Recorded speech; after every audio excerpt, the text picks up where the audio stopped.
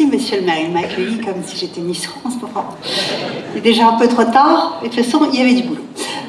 Bonjour à tous. Je n'ai pas vu tout le monde, mais je voudrais saluer monsieur le sénateur, mesdames et messieurs les conseillers, enfin, monsieur le conseiller régional, messieurs et mesdames les conseillers départementaux et le conseil municipal, adjoints et conseillers municipaux. Messieurs, mesdames, bonjour. Alors, comme le disait mon prédécesseur ici au micro, lui c'est son an 3, moi c'est mon an 1. Donc vous voyez, j'ai encore peut-être un discours plus resserré que le sien.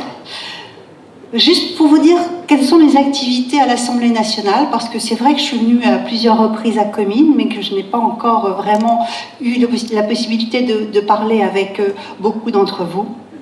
J'ai intégré la commission culture et éducation nationale. Ça, c'est des choses que je vais faire tout au long de l'année. Les grands dossiers sont évidemment dans l'éducation nationale. Vous avez dû en entendre parler. La loi sur la prise en charge post-bac, ça, c'est voté. Il y aura bientôt, en ce qui me concerne, la loi sur l'audiovisuel public. Là, ça va être aussi, je pense, de grands débats. Mais je voudrais aussi vous dire un mot sur mon engagement ici dans la circonscription et plus particulièrement à Comines. Mon grand sujet, ce n'est pas le canal Seine-Nord, même si bien sûr, je suis d'accord avec ce qui a été dit, mais moi j'aimerais faire avancer, si possible, ce fameux TER Comines-Lille, Lille-Comines, qui n'est pour l'instant pas très satisfaisant, donc c'est beaucoup d'argent, beaucoup de budget. Je vais essayer tout au long de ce mandat et peut-être avant la fin de ce mandat, vraiment que les choses s'arrangent, qu'il y ait une ligne correcte et surtout des allers et retours plus fréquents dans la journée, puisque au-delà de juste le transport, c'est aussi une aide à l'emploi. Si on ne peut pas se déplacer, on ne peut pas toujours accepter les emplois qui sont proposés, et ça, nous en sommes bien conscients.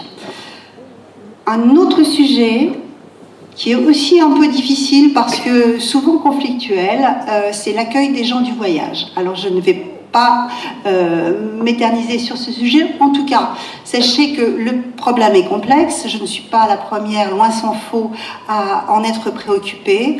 On essaye d'y travailler de façon à ce que les propriétaires de terrains, privés ou publics, puissent en garder toute la jouissance, mais également que l'on puisse accueillir les gens du voyage, dont c'est le choix de vie.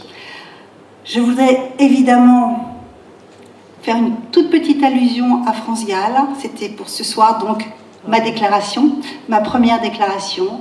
Je vous souhaite à tous et toutes le meilleur, tout ce que vous souhaitez, et à l'année prochaine, j'en dirai un peu plus, je vous le promets.